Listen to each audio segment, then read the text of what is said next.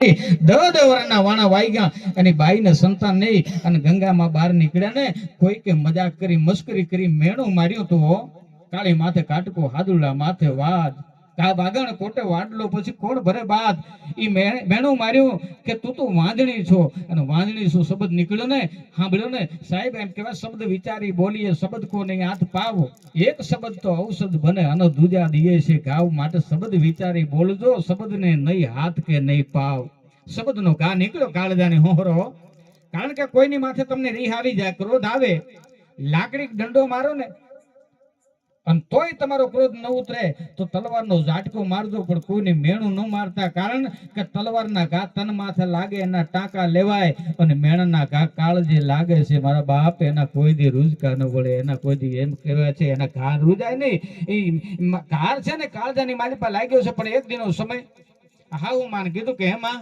હું ઘરની બહાર નીકળું ને ગામના માણા મને વાંદણી કહે છે અને હાહુમાં એ કીધું કે બેટા તારે સંતાન ની દુનિયા તને વાંદણી કહે હે કે વાંદણી તો કે ને અને સાહેબ આ દીકરીને દુઃખના માથે ડુંગર ઉગી ગયા છે ગોગ મહારાજના રાફડાની પાસે જઈને એટલું કીધું હતું કે ગોગ મહારાજ હવે ધરતીની માથે મારાથી જીવાય નહીં કારણ કે દુનિયા મને મેણું મારે છે હો એ બેન એ દીકરી આહુડા લોહી નાખ કારણ કે તારા આહુડા ધરતીની માથે પડે ને તો ધરતી બંજર થઈ જાય ધરતી ધાન ન પાકે હે ગંગા આહુડા લૂસી નાખ ગંગા ભાઈ આમ તેમ જોયું હો કોણ બોલે છે રાફડામાંથી અવાજ આવ્યો કે બેન હું ગોગો બોલું છું નાગ દેવતા બોલું છું પણ બેન તને દુનિયા મેણું મારે છે ને તારે 9 મહિને તારે ઘરે પારણું બંધાય ને તો માનજિકા ધરતીનો ગોગ મહારાજે તને દીકરો આપ્યો છે બેટા તો તારા આહુડા લોહી નાખ કારણ કે તારા આહુડું ધરતીની માથે પડે ને ધરતી માથે ધાન ન પાકે બેન દીકરી શ્રદ્ધા બંધાણી છે પોતાના પિયર આવ્યા પોતાના સાસરે આવ્યા અને હાહુમાન કીધું કે હેમાં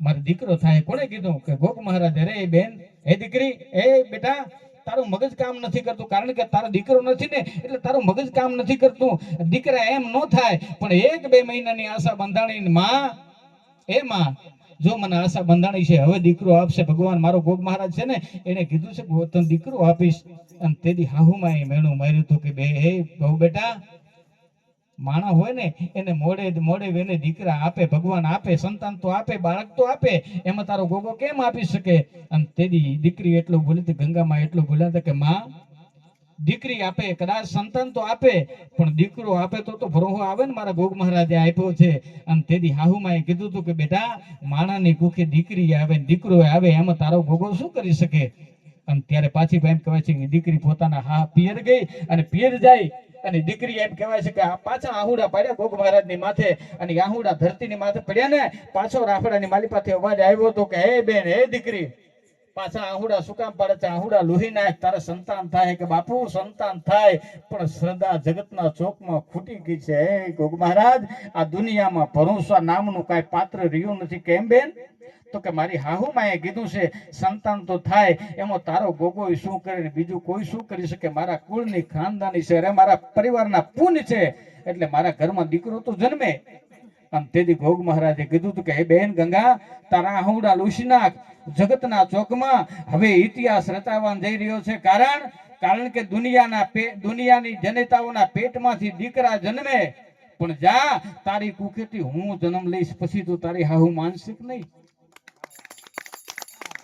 કારણ સાહેબ ગોગ મહારાજે એટલું કીધું હતું કે બેન આજ સુધી તો મેં તને બેન કીધી છે દીકરી કીધી છે પણ તારા જેવી જનિતાનો ખોળો મળે ને તો મને જન્મ લેવાનો જીવ થાય બેન 9મા મહિને તારા દીકરાની ભેગો હું અવતાર લઈશ ભલા માણા અને આ ધરતીની માથે ઇતિહાસમાં પ્રસંગ ક્યાંય નથી બન્યો આ હેટાના પાદરમાં હું તમે બેઠા ને આ ધરતી માથે ઇતિહાસ સોનાના અક્ષરે લખાણો દીકરો જન્મે અને ભેગો ગોગ મહારાજ જન્મે દીકરાનું નામ નાગજી અને ગોગ મહારાજ 2 ભાઈઓ થઈ અને તલાવડીમાં આવતા ઇતિહાસની બધાને તમને ખબર છે 2 ભાઈઓનું નિધન થયું હોય અને 2 ભાઈના પાળિયા હમ બેઠા હોય આજ હું તમે પૂજીએ છીએ હૈયાના ભાવથી કરો જો હાકલો તો ઢીંગલો શીથરા ધૂણો ધૂણો પણ તમારી મારી શ્રદ્ધાનો ભરોસો હોય તો કારણ કે ઘણી જગ્યાએ બાપુ સમજાવવા બહુ અઘરા માણાને સમજાવવા બહુ અઘરા હા ઘણા માણસોને સમજાવવા બહુ અઘરા હમણાં એક બાપુ ઘોડે લઈ નીકળ્યા બાગડના ધુમા પડદા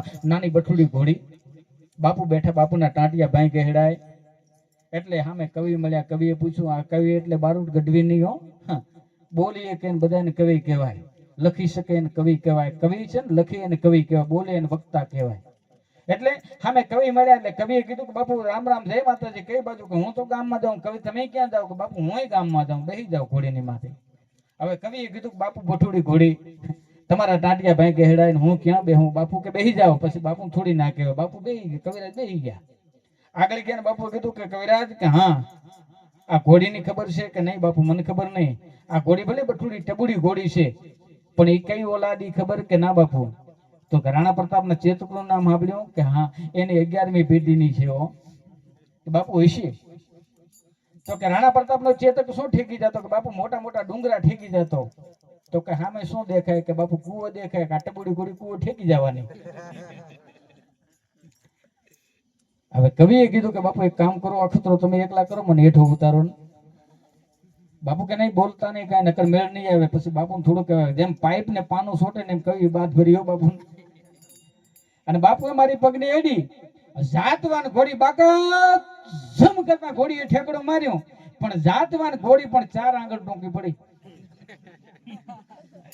ઘોડી તો ગઈ પણ બાપુ ચેતન હતા જાલ્યો કુવાનો કાંટલો, અને કવિ એથી ચેતન હતા જાલ્યો બાપુનો ટાંટિયો. તે બાપુએ કીધું કવિ આપણી ઘોડી કેવી? કે બાપુ કુવામાં હાકળ કરે એવી છે. તો કે કવિ મારી ઘોડી માટે સારું બોલજો, નકર કુવાનો કાંટલો મુકતા વાર નહીં લાગ્યો. ત્યાં કવિએ કીધું કે બાપુ છોકરા નાના દયા કરજો, કુવાનો કાંટલો ન મુકતા. જેથી કવિએ બાપુની ઘોડીનું વર્ણન કર્યું. બાપુ તમારી ઘોડી છે ને એના વાટકી જેવડા ડાબા, મોરલાના જેવડી ડોક, વાટકી જેવડા ડાબા, મોરલાના જેવી ડોક, માથે હોનેરી કહેવાળ, કપાળમાં વાદળિયું, અને 2 કાનહરિયું જાણે નવોઢા નાર્યું, હામે મેં ઘૂંઘટ તાણીને વાતે વળી હોય એવી જાતવાન ઘોડી વીરાણી તાજડી રહેમાં ઢીલ રાતની બોદડી સિંહાળી સોગાળી ભૂભલી માથડી વાંગળી ખૂબ માતી. અરે મગજ કે અટાળી મધબલી લાલટી લાલ ચાંગી રેશમી ઢાલ ભૂતી, અને ગીડા ગડમત લેરીએ ધડીએ ઘુમાનમાં દાનમાં તાનમાં ધ્યાન દેતી, અને જાતિ જુદારસિંહ તારી જાનીમાં ગમક લેરીની ગીદડી થાળીએ વેરાદે થનક દેતા, અને આમ અધર થાવે ફરદક ડોલ માત ફરજા ફૂદડી અને ગગનમાં ખેલતી ગીત ગાવે. બાપુ કે વાહ કવિ વાહ. કુવાનો કાંટલો બાપુ મૂકી દીધો. એમ મારો મૂળ કહેવાનો ભાવ એ છે કે તમે ગોગ મહારાજના ધામમાં ગોગ મહારાજની આજે તિથિ ઉજવી રહ્યા છો, બાપુનો પાટોત્સવ ઉજવી રહ્યા છો ગોગ મહારાજનો. એટલે પાટોત્સવ ઉજવો છો ને એમાંય તમે ઓર્કેસ્ટ્રા દાંડિયા રાસ નથી રાખ્યું, તમે રમેલ નથી રાખી, અને તમે ભજન કરો છો. કારણ કે તમે ધર્મનો કાંટલો પકડીને આ કાર્યક્રમ કરો છો. એનો મને આનંદ છે, એનો મને આનંદ છે. કારણ કે આજના કાર્યક્રમમાં મને આનંદ એ વાતનો છે રઘુરામભાઈ કે આજ કાર્યક્રમ તો બધે હોય. હાપ અને નોળિયા બેની વચ્ચે યુદ્ધ જામે ને, હાપ અને નોળિયા બેની વચ્ચે યુદ્ધ થાય. સરપ છે નોળિયાને ડંખ મારે, નોળિયાને ઝેર ચડે, પાછો નોળિયો પોતાના દરડામ જાય, નોરવેરી નામની ઔષધિને ઊંઘે ને એટલે એનું ઝેર ઉતરી જાય.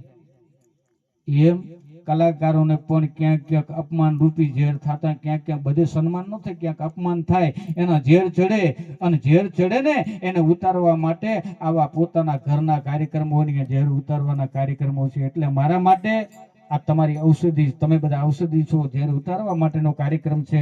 મારી વાણીને પાવન કરવા માટે થઈ અને અહીં આવ્યો છું. કારણ કે હું નથી બનીને આવ્યો કવિ, કારણ કે મારો મિત્ર, પરમ સ્નેહી મિત્ર આપણા બાલારામભાઈ શેઠ મને સવારમાં બહુ મને કે તમે આવશો. મેં કીધું કેમ ન આવું? કારણ કે આ જાહેર કહું છું, હું વખાણ તો કોઈના કરતો નથી. કારણ કે કોઈ માણસ ગમે એટલા રૂપિયા આપે ને, હું ક્યાંય વખાણ નથી કરતો, પણ સત્ય કહું છું. તમારે મારે સંબંધ છે, એનું કારણ છે તમારા ઘરે મારે ધર્મેલું કરેલ છે. ભાઈ જેવડો ભાઈબંધ જેવો સંબંધ છે, ભાઈ જેવો સંબંધ.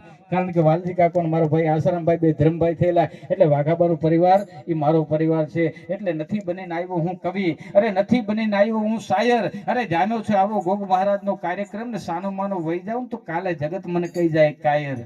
મજાકમાં હું કાયમ સજા કરું, નથી કેતો વાત જરાય કોઈને મોટી, પણ જેને ગમે એને હાચી, બાકીના છે ખોટી. મજાક મારાથી થાય નહીં બાલારામભાઈ, કારણ કે આ કાર્યક્રમ ઘરનો ને પાછો હું બ્રાહ્મણ. મારી વાત લેજો જાણી મનમાં ઉતારી કરજો મનન. કેવી લાગી અમૃત ભદેવની વાણી? આપ સૌને મારા રામ રામ, જય માતા.